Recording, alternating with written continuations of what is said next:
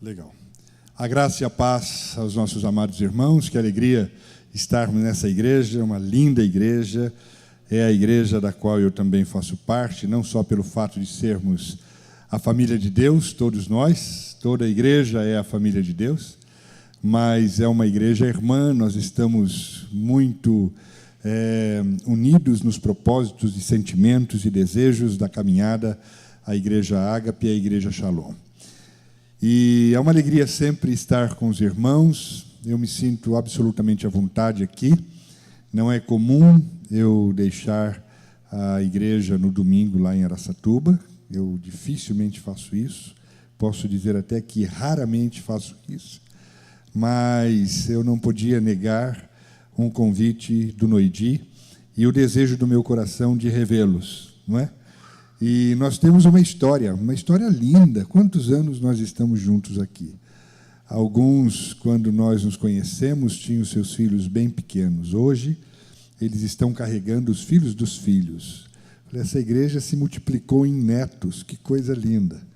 E eu vejo que eu também faço parte disso, porque eu também já estou carregando os meus netos, não é? Hoje eu estou super bem acompanhado da minha netinha. E para mim um privilégio, porque ela deixou a vovó ir para o outro lado para vir com o vovô para cá. Está certo que ela tinha uma boa motivação, que era a priminha dela, não é? Mas que alegria, que coisa linda a gente poder estar com essa igreja.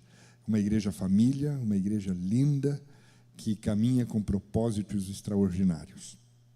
E eu me sinto muito feliz e um privilégio para mim poder cooperar com os irmãos nesta caminhada e que, ora, vocês estão dando os primeiros passos no objetivo e propósito de acertar o alvo, aproveitando cada uma das oportunidades nos dias difíceis que vivemos, mas anunciando a vida abundante em Cristo Jesus. Vamos orar ao Senhor poderoso que nos ajude e nos dê graça para esta reflexão nesta noite. Amado Espírito Santo, tudo aqui é muito lindo, tudo aqui aconteceu, acreditamos num envolvimento extraordinário contigo, onde a nossa fé já foi cantada, as nossas expressões de alegria manifestadas, a nossa confiança nas dádivas que fazemos, as nossas opções claras e absolutamente conscientes quando, ao trazermos os nossos dízimos e ofertas e a depositarmos aqui, dizendo que nós escolhemos entre ti e Mamon, o Senhor, porque nosso coração está, o nosso tesouro veio para onde o nosso coração está, ou melhor, o nosso coração acompanhou o tesouro veio para cá porque o tesouro, aquilo que é bem nosso, escolheu adorá-lo e não a Mamon. Nós nos alegramos imensamente pelas manifestações de bênçãos repousadas sobre esta igreja, quando vemos famílias fortalecidas, famílias vigorosas e alegria reinando neste lugar. E agora, esse tempo extraordinário que o Senhor se dobra na nossa direção e fala-nos a nós, nós pedimos que Teu Espírito Santo cele profundamente esse tempo, e que nós possamos sair daqui marcados, impregnados dos Teus desejos nos nossos corações, e no nome de Jesus, pois nós oramos para que isso aconteça. Amém. Maravilha. Hoje quem está pregando lá em Araçatuba é o meu filho.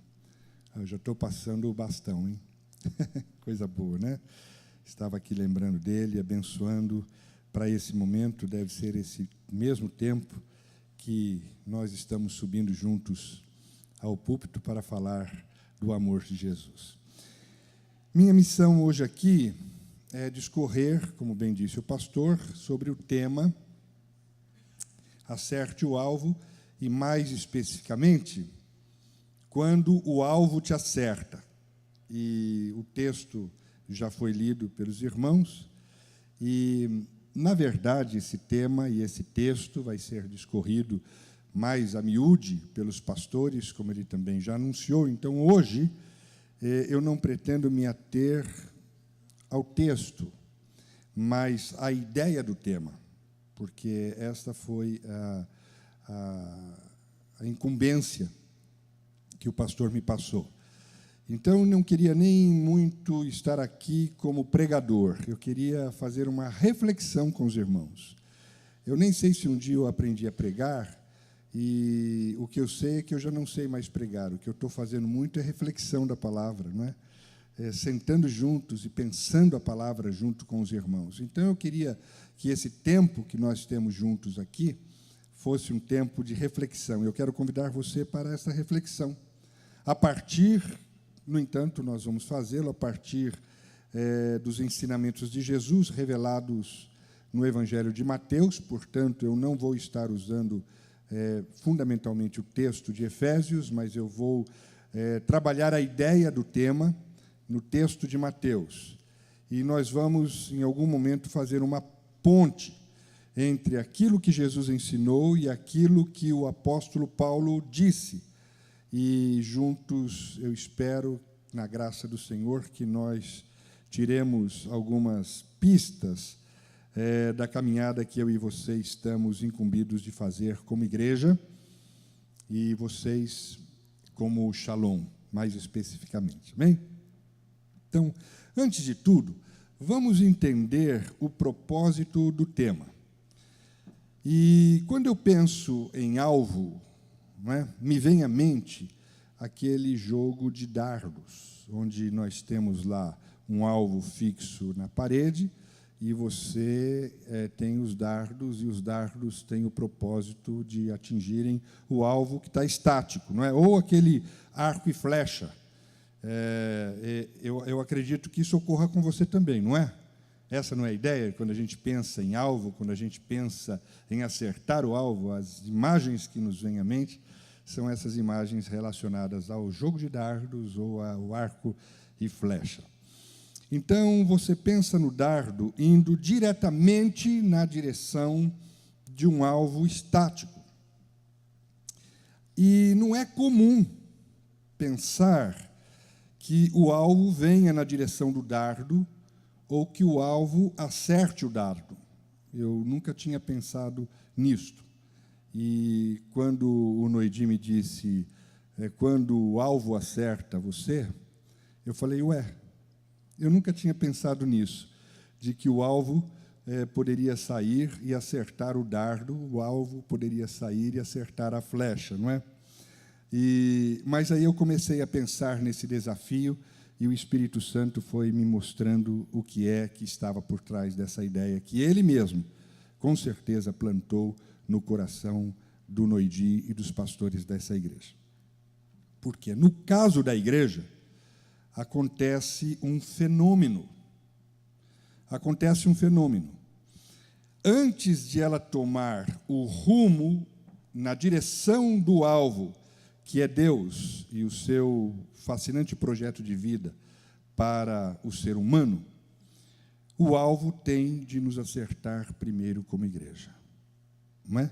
O alvo que é Deus, que é Jesus, ele sai do seu lugar e ele atinge poderosamente o dardo que somos nós, as flechas que somos nós, para que possamos cumprir, então, o nosso papel na história, dirigidos, então, por ele, porque a verdade é que ninguém, de fato, dentro do propósito e dentro dos desafios de Deus, consegue por si mesmo acertar os alvos que ele propõe, a não ser que sejamos, antes disso, acertados por ele, transformados por ele, dirigidos por ele e movidos por ele rumo ao alvo que ele estabelece, projeto que ele estabelece para a igreja.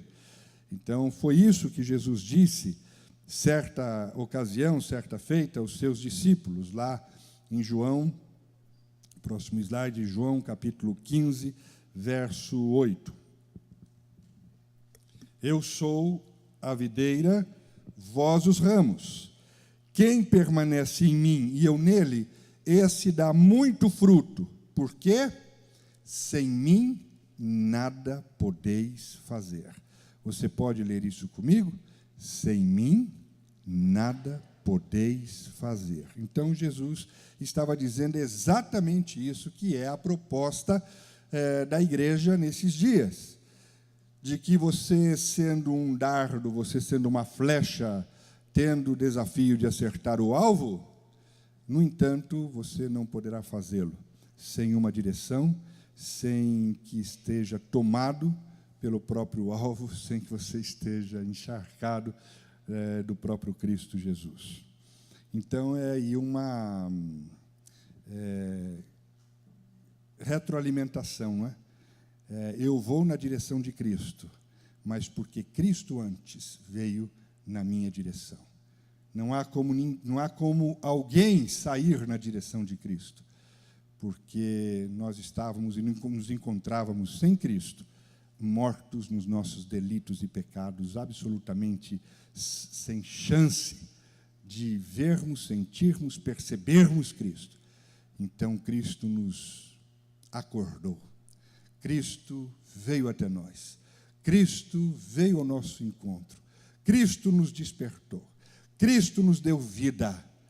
E, cheios da vida de Cristo, podemos ser orientados na direção de fazer o que Cristo deseja. Então, em outras palavras, o que Jesus estava dizendo é: ninguém acerta o alvo se não for acertado pelo alvo primeiro. Com isso, eu presumo que nós entendemos o tema, certo?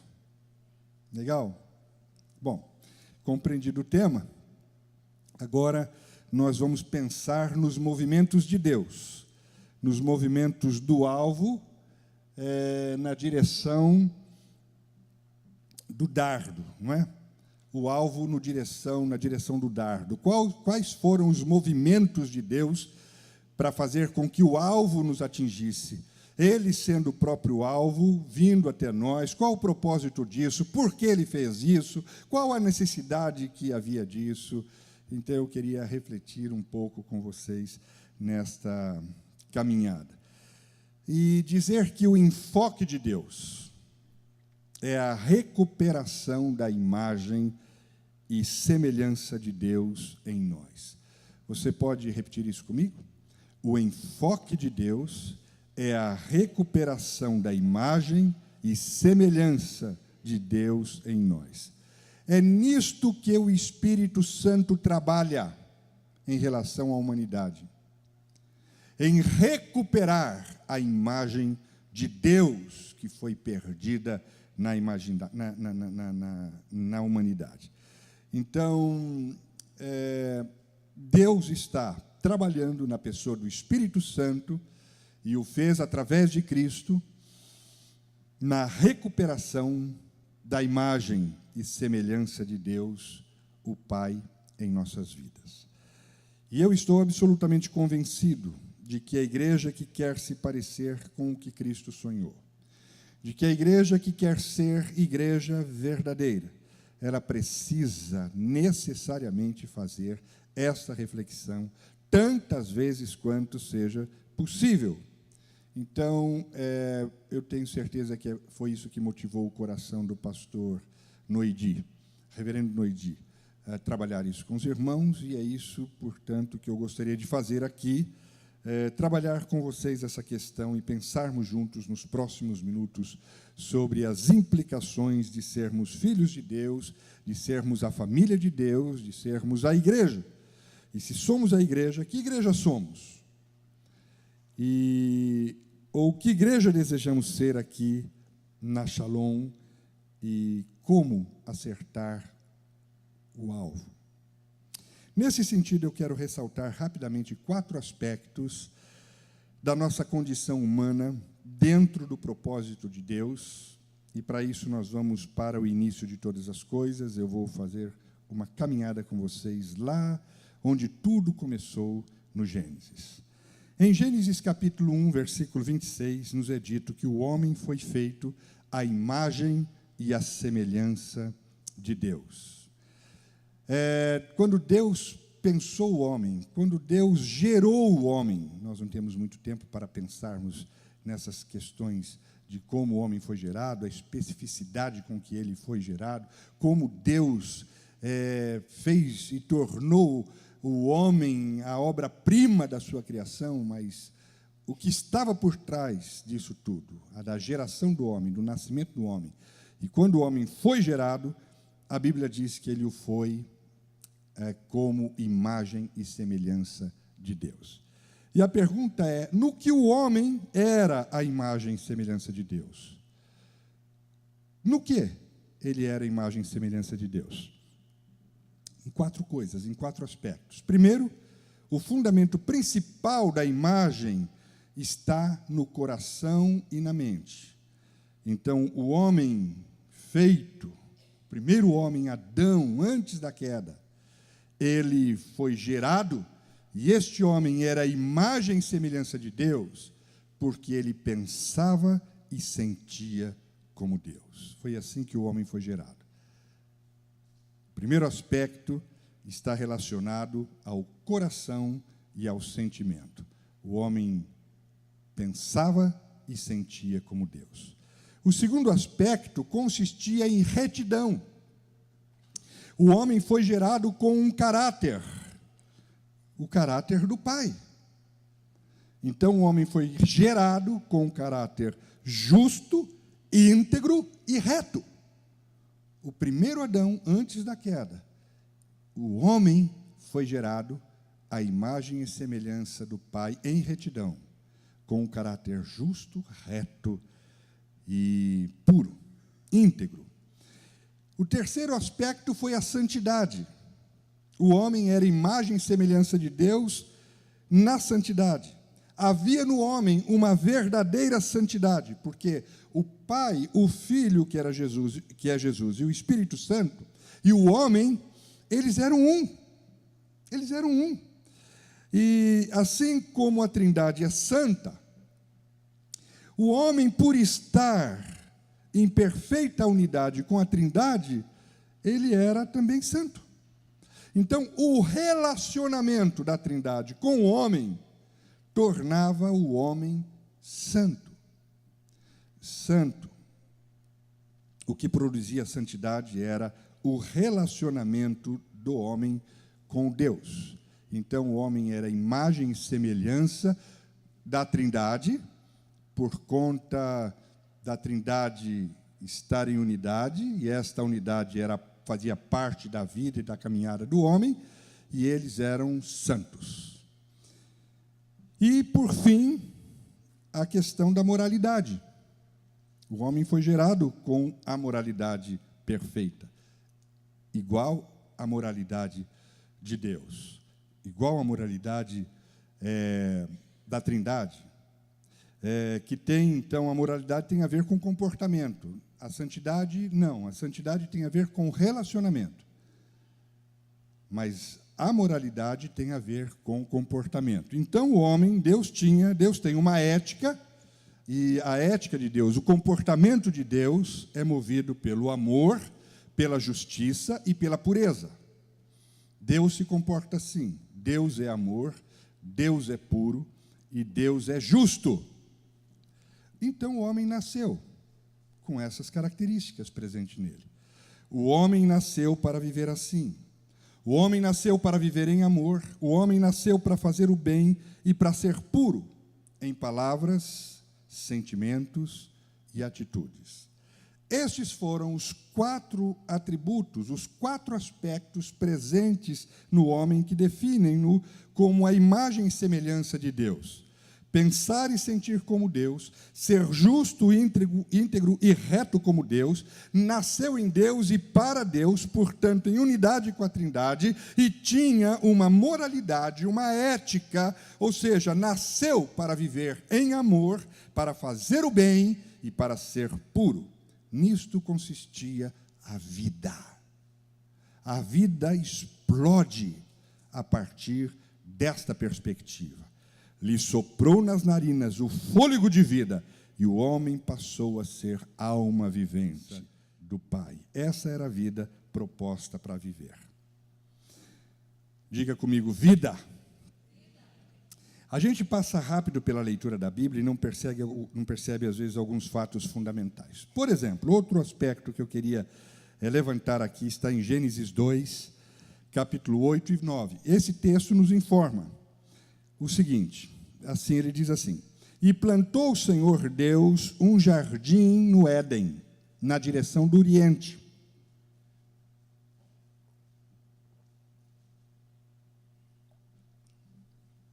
e pôs nele o homem que havia formado. Do solo fez o Senhor Deus brotar toda sorte de árvores agradáveis à vista e boas para alimento, e também a árvore da vida no meio do jardim, e a árvore do conhecimento do bem e do mal. O sentido extraordinário disto aqui é que o propósito da criação é que a criação foi direcionada para propiciar ao homem a satisfação das suas necessidades e a felicidade. Uma vida abundante. Uma vida abundante. A árvore da vida foi plantada para que o homem tivesse vida e vida abundante. Esse é o aspecto extraordinário do amor de Deus no ato da criação da humanidade. E, segundo o dicionário bíblico define, vida abundante, ela é extraordinária, não me ative para colocar ali, mas ele diz assim: vida abundante é que excede em número ou medida, ou posição ou necessidade. Vida abundante é mais do que necessário, que excede supremamente, mais extraordinário, mais excelente. E eu gosto dessa última frase que o dicionário diz lá. Diz, muito mais que tudo. Olha que legal, que coisa linda. Quando Deus pensou em mim, quando Deus pensou em você, quando Ele pensou na humanidade, Ele diz, eu vou plantar uma árvore que vai ser a árvore da vida. E esta árvore vai suprir o homem de tal forma que ele tenha e viva muito mais que tudo, tenha muito mais que tudo, e viva extraordinariamente bem, com satisfação para além de completa. Essa é a ideia da vida abundante. E a árvore da vida foi plantada para esse propósito. Então, quem garantia a eles a eternidade? E quem garantia à humanidade, a Adão e à raça humana, a exuberância da vida, a delícia da vida, o suprimento da vida, a alegria da vida, a sensação de saciedade, satisfação e plenitude da vida? Era a árvore da vida. A gente fala bastante da árvore do conhecimento do bem e do mal, mas quem produzia a vida abundante era a árvore da vida. Então, vai guardando aí essas informações na sua mente. Bom, mas aí o que aconteceu? Aconteceu o trágico, porque o homem não se contentou com o que Deus tinha dado, não se contentou em ter a imagem e a semelhança de Deus, não se contentou em ser como Deus, não se contentou em ter tudo quanto Deus criara à sua disposição para o seu bem, para a sua satisfação, para o seu regozijo, e em algum momento ele foi seduzido pelo diabo. Você conhece a história. O diabo plantou na mente e no coração do homem a semente da ambição, e o homem desobedeceu a regra que Deus tinha estabelecido. Qual era a regra que Deus tinha estabelecido? Para que tudo se mantivesse absolutamente em ordem, segundo a vontade, o propósito, o desejo de Deus. É que eles fossem obedientes a Deus, e esta prova de obediência era não comendo da árvore do conhecimento do bem e do mal, como Deus dissera que não fizessem. Mas o homem fez não do jeito de Deus. O homem fez do seu jeito. Toda vez que o homem faz do jeito de Deus, contrariando a vontade de Deus, o resultado é o mais absoluto caos. E foi isso que aconteceu. O resultado foi o mais absoluto caos. Nós nunca teremos ideia do que foi o resultado desta queda, o resultado desta decisão de fazer do jeito deles e não do jeito de Deus, do que o pecado fez. Então, o pecado aconteceu. E a Bíblia diz que eles imediatamente morreram de Deus. Então, toda essa extraordinária manifestação do amor de Deus e beleza e toda essa criação e todo esse investimento de Deus, para o homem, ele perdeu isso absolutamente.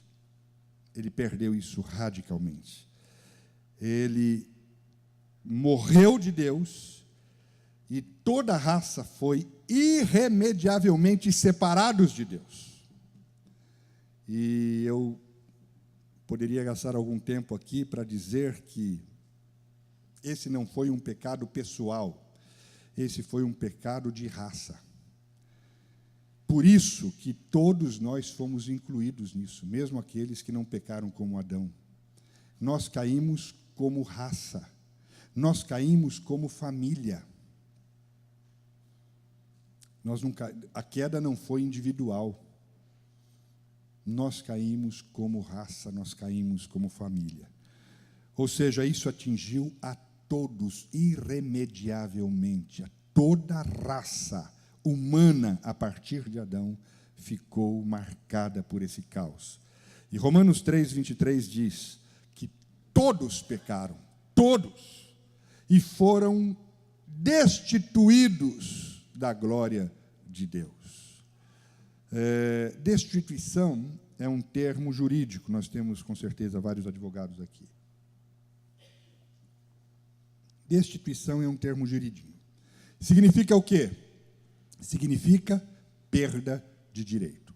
O pastor de vocês é professor de direito. Já não é mais, mas foi professor da universidade de direito, para quem não sabia, não é? Então ele sabe que é isso, não é? Perda de direito. Então a humanidade tinha quais direitos? Ela tinha o direito de ser filho de Deus, ela tinha o direito de ser um com Deus, ela tinha o direito de permanecer na presença de Deus, e ela tinha o direito de desfrutar de plena provisão e felicidade em Deus. Mas com o pecado, todos esses privilégios foram radicalmente perdidos. E o pior de tudo, o pecado desfigurou radicalmente a genética de Deus em nós. Não é que nós perdemos a imagem de Deus, é que a imagem de Deus foi radicalmente desfigurada em nós. E o pecado corrompeu, a palavra é corrompeu a imagem. E a imagem corrompida radicalmente, ela afetou o intelecto, ela afetou a vontade e ela afetou a faculdade moral, que eram os aspectos que nos associavam e nos ligavam diretamente a Deus, em unidade. Então, houve uma corrupção, uma desfiguração radical do que nós éramos nos propósitos originais de Deus. Então, com o pecado, o homem tornou-se mau, por natureza. Não é porque ele quis, é por natureza. O homem tornou-se mau por natureza, ou seja, ele se tornou incapaz de fazer o bem. Incapaz de fazer o bem. Não isso, também incapaz de entender o bem.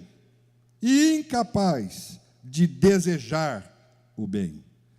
Porque a sua vontade, ela se colocou sob o domínio tirânico do diabo, e todas as escolhas livres do homem natural estão, na realidade, a serviço do pecado, porque o homem recebeu, naquele momento, quando morreu de Deus, ele recebeu em si o espírito, em seu espírito, uma característica de Satanás, que a Bíblia diz que é a adiquia, ou seja, é o espírito da iniquidade. A iniquidade é um atributo essencial de Satanás. Então, o que a Bíblia diz é que toda a humanidade ela foi dominada por uma força interior que influencia as mentes humanas, a partir da queda, a desobedecerem a Deus e a escolher o pecado. Consequentemente, o homem se tornou escravo do pecado e nada, absolutamente nada, ele pode fazer para retomar a comunhão perdida. a Bíblia disse que ele morreu. Agora pensa, um morto vê alguma coisa? Não.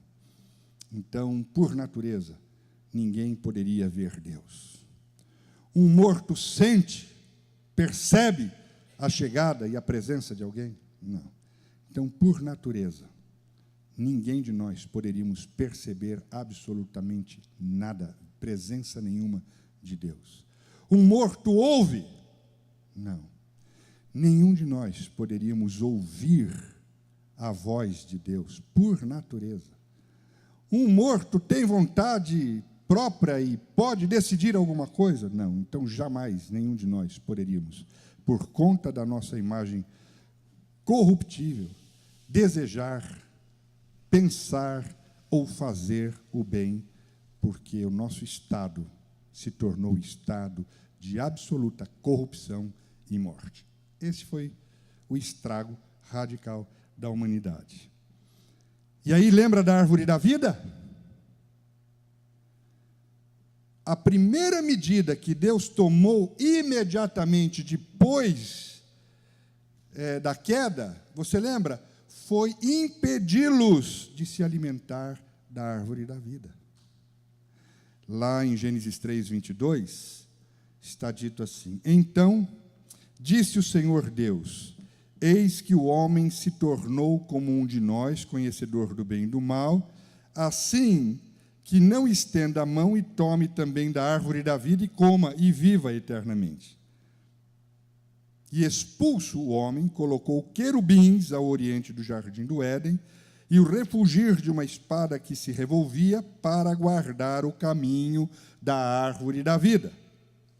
Ou seja, o homem, depois da queda, nunca mais por si mesmo experimentaria nem a vida eterna e nem a vida abundante.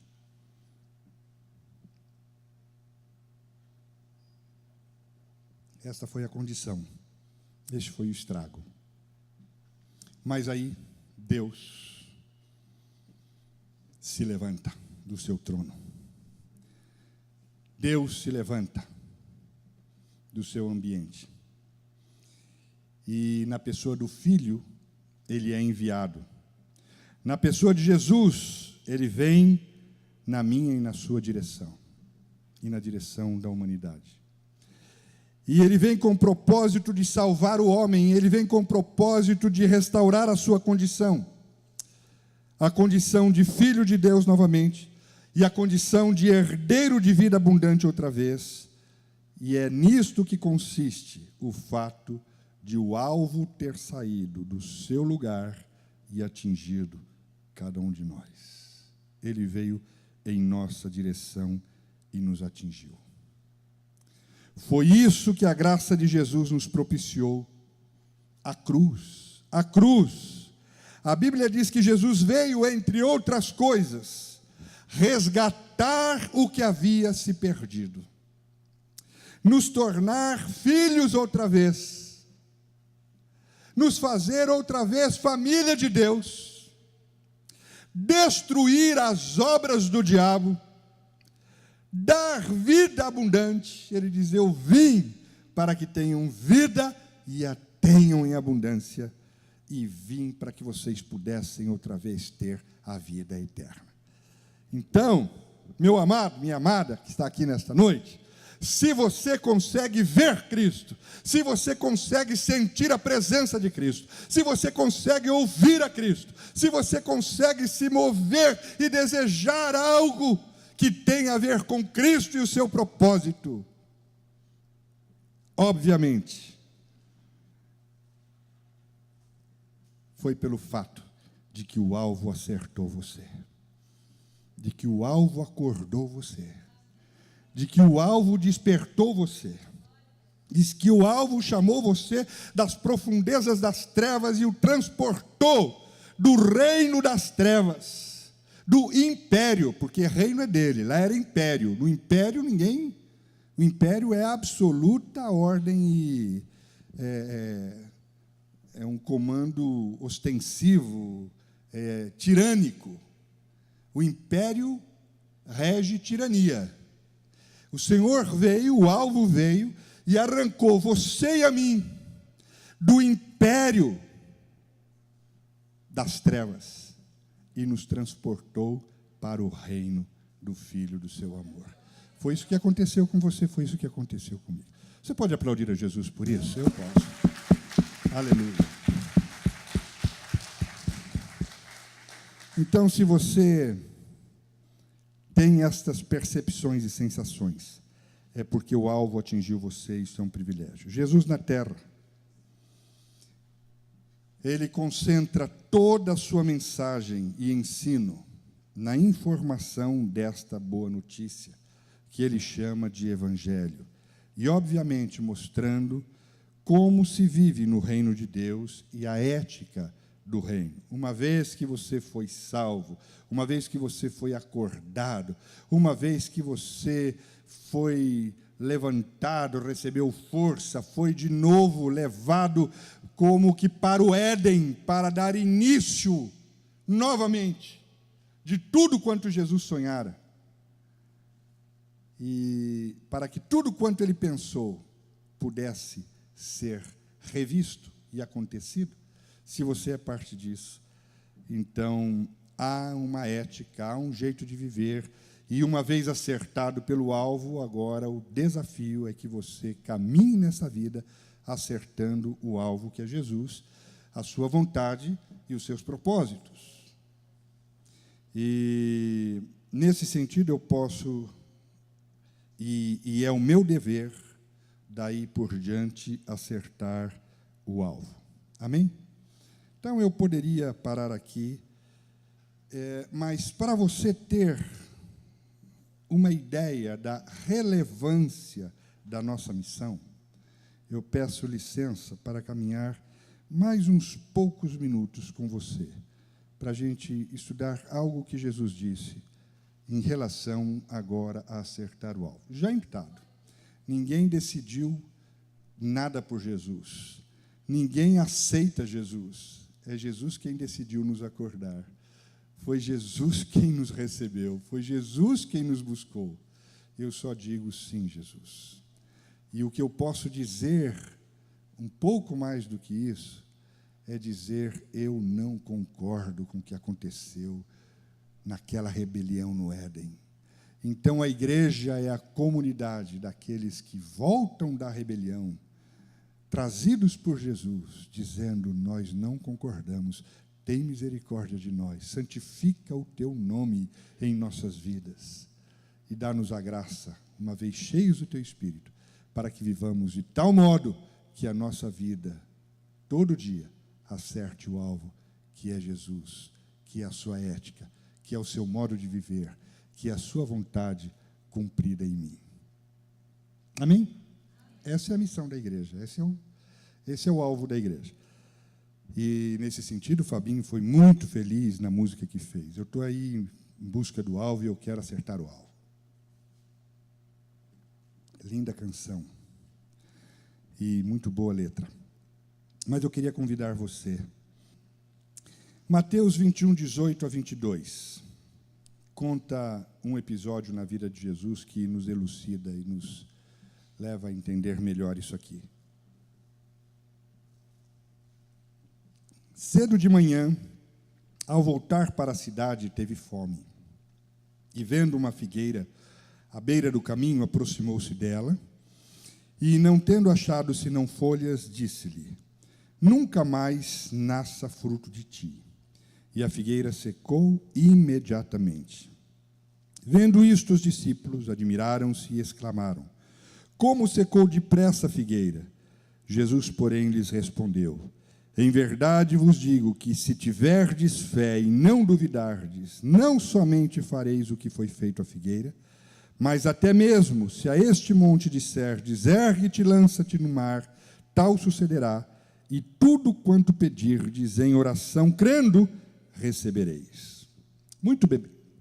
O contexto disso aqui é tudo aquilo que eu já disse até agora, não é? Que a gente leu e que a gente viu da história de Jesus, porque toda vez que Jesus quer ensinar alguma coisa, o que Jesus vai dizer, ele vai fazer fundamentado nesses parâmetros estabelecidos na Bíblia por Gênesis, não é? De origem, queda e salvação. Muito bem. Então, tudo que Jesus ensinava aos seus discípulos tinha a ver com o plano, como pano de fundo, o plano original de Deus, a queda, a vinda dele, culminando com o nosso resgate na cruz. Então, num desses dias, caminhando com os discípulos e falando dos seus propósitos, Jesus vê uma figueira no caminho, e ele aproveita para dar um ensino radical sobre como acertar o alvo. E o relato diz que ele estava com fome. Ele vê aquela figueira repleta de folhas e ele vai em direção a ela para se alimentar dos seus frutos. E quando ele chega, não há frutos, senão folhas. E aí Jesus amaldiçoa a figueira por ela não ter frutos e ela seca imediatamente. E aí Jesus aproveita para dar uma lição explícita sobre fé e uma lição importantíssima, subliminar, sobre o tipo de vida que ele espera que vivamos e de uma aparência que se coadune com a realidade. Então, a primeira lição que eu tiro daqui tem a ver com a natureza da árvore, que eu queria chamar a atenção disso aqui.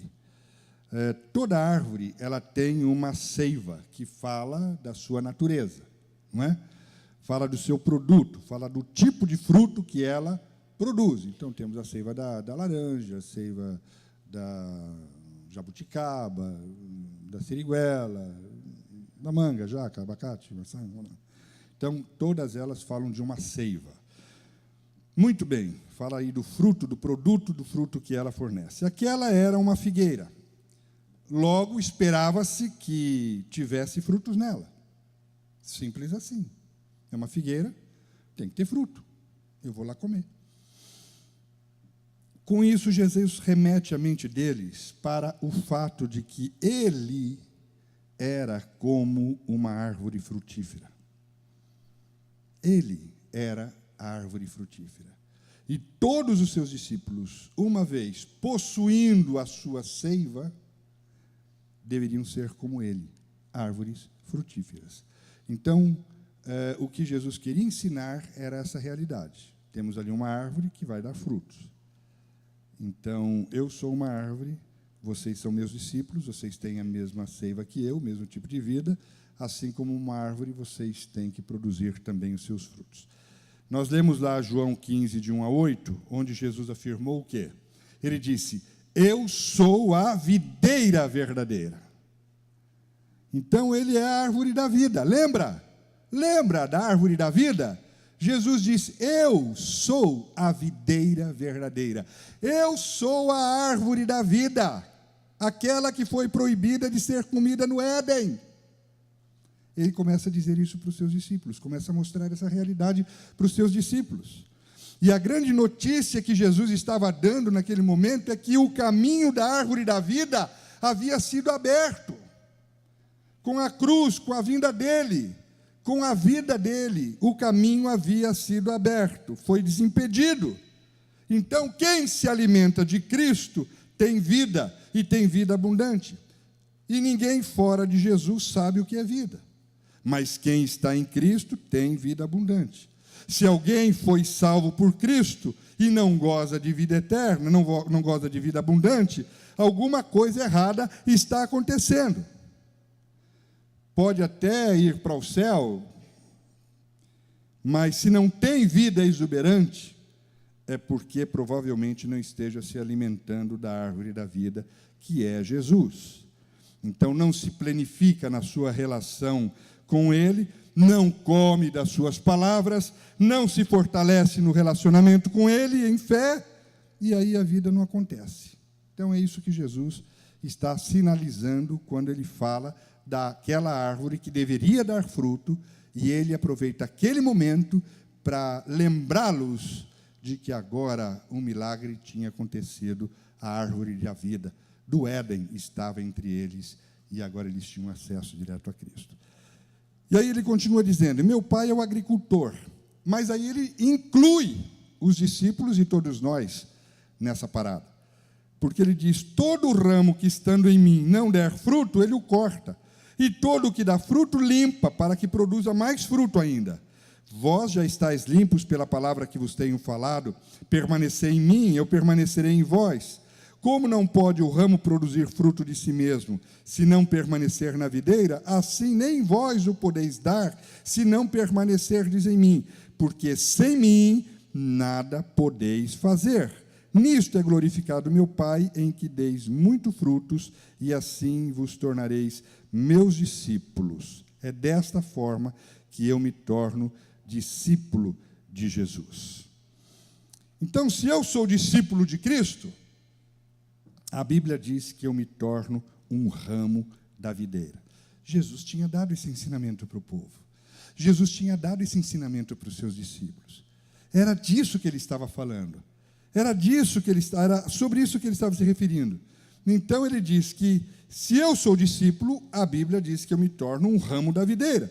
E também vou, por conta disso, produzir o mesmo fruto, um fruto igual de Cristo. Isso quer dizer uma coisa importantíssima. Isso quer dizer que se alguém no deserto da existência tem fome de vida, quando se relacionar comigo, vai encontrar fruto de vida. Porque a exemplo de Cristo, eu sou também uma videira. Eu produzo frutos que geram vida. Este é o meu alvo. Este é o meu papel na terra. Esta é a forma que o Senhor espera que eu viva. Quais frutos? Qual é o fruto que a seiva de Cristo produz em mim? Que o Espírito Santo produz em mim? Você sabe, Gálatas 5, 22 a 25. O fruto do Espírito é amor, alegria, paz, longanimidade, que é firmeza de ânimo, benignidade, que é aquela qualidade de ser suave, brando, agradável, bondade, fidelidade, que é ser leal, mansidão, que diz de brandura, de calma, de serenidade, de tranquilidade, de ser gente pacífica, domínio próprio. E ele diz: contra estas coisas não há lei. Verso 25, se vivemos no Espírito, andemos também no Espírito. Então, o que ele está dizendo? É que na existência da vida, quando as pessoas estão aí conturbadas, atrapalhadas, nas contramões da vida, como disse o nosso irmão adorador, quando as pessoas estão agoniadas, sedentas, com fome, morrendo, mas ela encontra um cristão, um desses 50 milhões de cristãos que estão aí no mundo, no Brasil, que eu outro dia estava falando com o nosso irmão, eu assustei com esse número, com esse dado. Nós somos 50 milhões. Agora, você já imaginou 50 milhões de cristãos, se fossem cristãos como Jesus disse que espera que a igreja seja? Todo mundo que passando por esses 50 milhões fossem impactados, tomados por essa essência, por essa vida, eu vou encontrar neles esse tipo de fruto. Se eu preciso de amor, eu vou encontrar no cristão amor. Se eu preciso de paz, eu vou encontrar paz na igreja. Se eu preciso de alegria, é em Cristo, é no irmão. Ele vai me alegrar, ele vai me ajudar a encontrar o caminho da alegria. E assim por diante. São as manifestações do Espírito. São o fruto do Espírito presente em mim. O mundo precisa se alimentar de Deus. Quem é a árvore que vai alimentar o mundo? Diga, eu. Porque nós somos árvore da vida, como Jesus é a árvore da vida. Se nós estamos nele e ele está em nós, nós vamos produzir o mesmo fruto. Esse é o desafio. E era isto que Jesus estava ensinando naquele episódio de uma árvore que tinha de dar fruto, mas não tinha fruto para dar. Eu estou conseguindo entender o propósito de sermos Igreja de Cristo? Estou? Amém. Então, nós estamos falando de acertar o alvo aqui nesses dias. E esta passagem nos fala claramente sobre o alvo de Deus para as nossas vidas. O propósito da igreja é existir para alimentar e trazer vida ao perdido. Vamos dizer isso juntos? O propósito da igreja é existir para alimentar e trazer vida ao perdido. Porque quem não conhece Jesus ainda está perdido. Amém? Então, esta é a ideia principal do texto. Eu e você sermos uma árvore repleta de frutos que alimentem, que encha, que sacie, que supra o próximo, de forma absolutamente nutritiva e saborosa. Porque o fruto só é bom se ele for nutritivo e se ele for saboroso. Então é assim que Jesus espera que a igreja caminhe. Eu penso que foi isto que inspirou o apóstolo Paulo a dizer: enchei-vos do Espírito Santo. Essa é a ponte. Essa é a ponte. Porque não podia ter outra coisa na sua mente quando ele disse: enchei-vos do Espírito Santo. Principalmente se eu olho esse texto na perspectiva do desafio de eu encher o outro. Porque geralmente a gente olha para esse texto dizendo: enchei-vos do Espírito, como se nós fôssemos nos encher. Mas eu estou propondo a leitura de outra forma. Eu estou propondo a leitura de mim para fora. Eu vou encher o outro do Espírito. Eu vou encher o outro com o Espírito Santo que está em mim. E por que eu penso isso? Porque a prova que esse texto me dá é que ele manda eu encher o outro como? Falando. É soltando vida. É soltando ar. Quando você enche uma bexiga, você faz como? Você vai se esvaziando e enchendo a bexiga, não é? Essa é a ideia que eu vejo no texto. Que eu vou naturalmente, e é necessário, que eu busque de Deus a vida, mas só buscar, isso vai me matar. Eu lembro de um isso aí mesmo, um amigo faz esse tipo de brincadeira. Eu vou tentar ser engraçadinho como ele. Vamos fazer o seguinte. Vamos tomar o ar quantas vezes, por alguns segundos. Puxa o ar e segura. Vai lá. Segura. Puxa mais um pouquinho. Puxou? Agora, puxa mais um pouquinho. Você está bem cheio de ar? Agora segura aí uns 10 minutos. O que aconteceu? Você vai morrer. Você não morre porque você está sem ar. Você morre porque você está cheio de ar e você não põe esse ar para fora. Então a igreja está morrendo porque ela está buscando, mas ela não está soltando, ela não está enchendo ninguém, ela não está se esvaziando na direção de ninguém. Essa é a ideia. Quando o apóstolo Paulo diz: você está cheio do Espírito? Enchei-vos. Enchei-vos. Enchei-vos como? Falando entre vós, com salmos, com cânticos, com hinos espirituais. Então eu acerto o alvo quando eu faço isso. Quando as minhas palavras são palavras de vida. Quando as minhas palavras produzem vida. Esse é o papel da igreja. E o que eu entendo como proposta do reverendo Noidi, por ser acertado pelo alvo, é que ninguém pode dar o que não tem. Então, antes de você encher o próximo, claro, você precisa ser plenamente cheio de Deus. Mas uma vez cheios de Deus, esvazie-se na direção do próximo. Com tudo que o Espírito Santo produziu e encheu em você. Esvazie-se na direção do próximo. Enchei-vos do Espírito Santo. Então, antes de você encher o próximo, você precisa ser plenamente cheio de Deus. É quando o alvo acerta você, antes de você acertar o alvo. Amém? Para encerrar mesmo, porque 8h30, né? Acabou já. Vamos embora. Vamos encerrar aqui. Voltando para o episódio de Jesus e seus discípulos, eu só quero fazer uma pergunta. Qual é a relação aqui entre folhas e frutos? Folha é o impacto que você causa. Só para a gente entender bem isso. Folha é o impacto que você causa. Ou seja, é o que as pessoas veem de você. É aquilo que chama a atenção das pessoas. Eu chamo isso de impacto.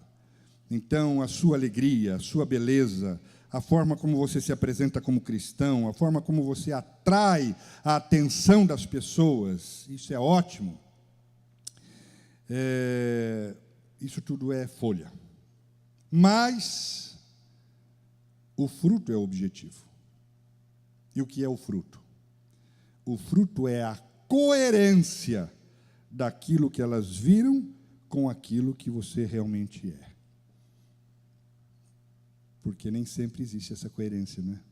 Você olha de longe e fala, puxa, esse cara é crente, meu, que legal.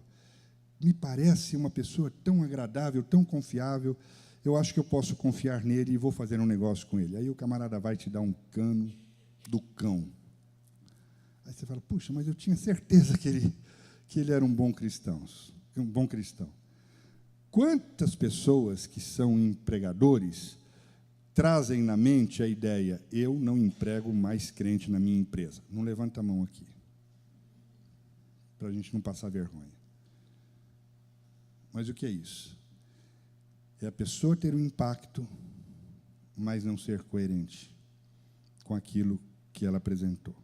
Então, fruto é quando a pessoa é realmente aquilo que você imaginou que fosse. Puxa, aquela pessoa é tudo aquilo que eu esperava mesmo. Puxa, aquela pessoa é gente boa mesmo. Olha, tem santidade evidenciada, tem pureza ali. Ela é confiável mesmo. É referência de um monte de coisa boa. Esse é crente de verdade. Jesus é visto nela mesmo. Eu caminho com ela e eu vejo, eu sinto, eu percebo as marcas de Cristo nela. Isso é fruto. Jesus gosta. Então, Jesus gosta das nossas folhas. Gosta mesmo. E a gente precisa ter muitas folhas para chamar a atenção das pessoas. Mas folhas não é tudo. O importante é o fruto da gente.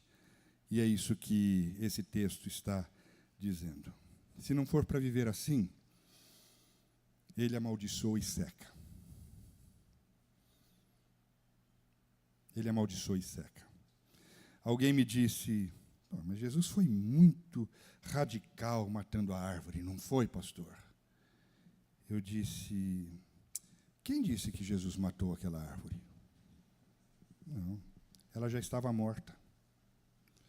Ela já estava morta. Uma figueira que não dá fruto já está morta. O que Jesus fez foi mostrar a verdade daquela árvore. Não havia propósito dela existir. Como figueira, não. Ela já estava morta. E aí eu encerro fazendo essa pergunta para mim mesmo. E que cada um de nós possamos fazer isso como igreja Shalom. Qual é a nossa verdade? Se você é um resgatado, se você é igreja, se você é a imagem e semelhança de Deus sendo recuperada, então, quando Jesus vier até você, o que Ele quer encontrar é você pensando e sentindo como Deus, como foi lá no princípio. O que Ele quer encontrar é você sendo justo, íntegro e reto, como teu Pai é. A imagem e semelhança do Pai. Você nasceu em Deus e para Deus, portanto, Ele espera que você esteja em unidade, em absoluta linha com a Trindade, pensando como a Trindade pensa, vendo como a Trindade vê, agindo como ela age. E tenha uma moralidade nessa terra diferente, tenha uma ética que faça você viver em amor, que faça você viver fazendo o bem e faça você passar pela terra puro, com pureza de alma, de vida, pureza, porque essas são as marcas de Cristo Jesus. E Ele espera que, cheio do Espírito de Deus, você alimente o seu próximo, que você se esvazie enchendo o próximo. E para uma igreja assim, o céu está aberto. O texto encerra afirmando: se você viver assim, tudo quanto pedirdes em oração, crendo, recebereis. A gente não tem visto mais isso, mas esse texto não caducou. Ele só tem uma maneira de ser destravado. Se vivermos assim, tudo que pedirmos, Ele fará. Nós receberemos. Que coisa linda que esta igreja se faz com oração. Que esta oração possa ser destravada pela maneira como nós vivemos, porque fomos atingidos pelo alvo e porque estamos andando, aproveitando as oportunidades, correndo para acertar todos os dias, a cada momento, o alvo que é Cristo Jesus. Que Deus nos abençoe poderosamente. Amém.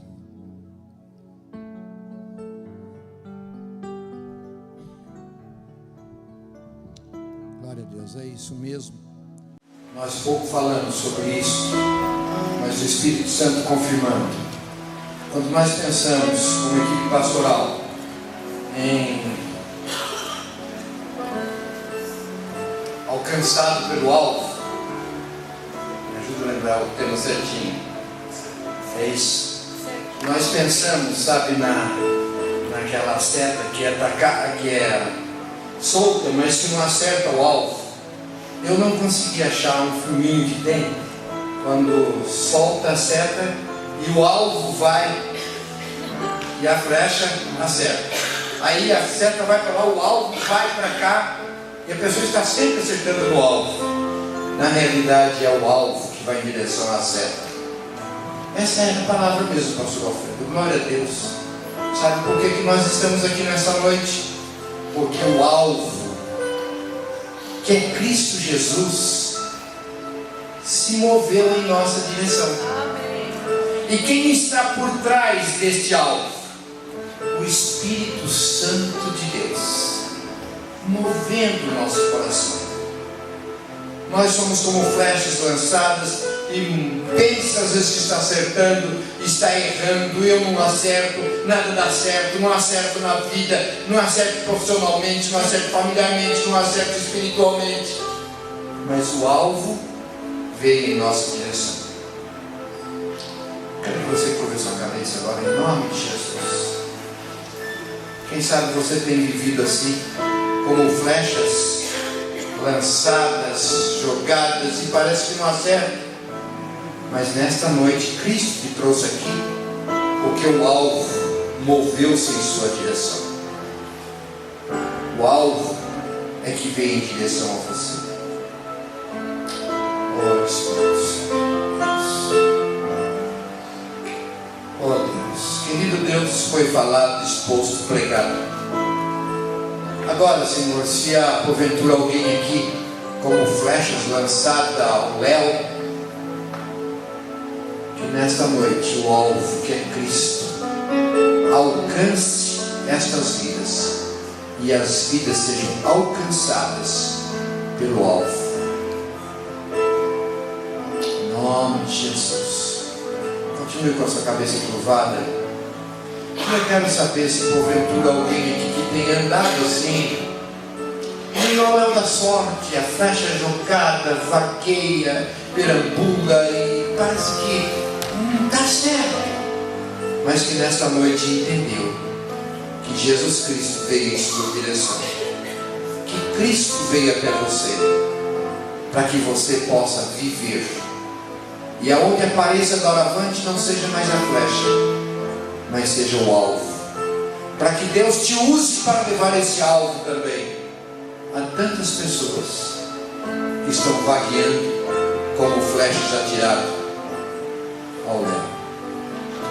Se a palavra, se o Espírito Santo tocou em você nesta noite, levante você, renova o seu compromisso com Cristo. Eu fui alcançado por Cristo, Cristo me alcançou e eu quero viver nessa direção. E você quer que nós oremos por você? Em nome de Jesus, fica em pé no seu lugar. Eu quero orar para que realmente este alvo que é Cristo te alcance de tal maneira que a sua vida encontre rumo, a sua vida encontre direção, a sua vida encontre sentido. E quem apareça do avante não seja mais você, a flecha, mas o alvo. Que Deus te use. Eu quero ser usado para levar esse alvo, Cristo, em direção às pessoas. Se alguém foi tocado, quer que eu ore, que nós oremos por você, fique em pé e nós vamos orar em nome de Jesus. Em nome de Jesus. Oh Deus, em nome de Jesus. Alguém foi alcançado nesta noite pelo alvo, por Cristo, pelo Espírito Santo. Fique em pé, sem constrangimento. Fique em pé e eu quero orar por você. Oh Deus, que esta palavra não volte para o Senhor vazia. Não volte para o Senhor vazia. Não volte para o Senhor vazia. Mas que alcance, que toque, que firme, que fique nas nossas vidas. E vivamos para a glória do alvo de Cristo. Vivamos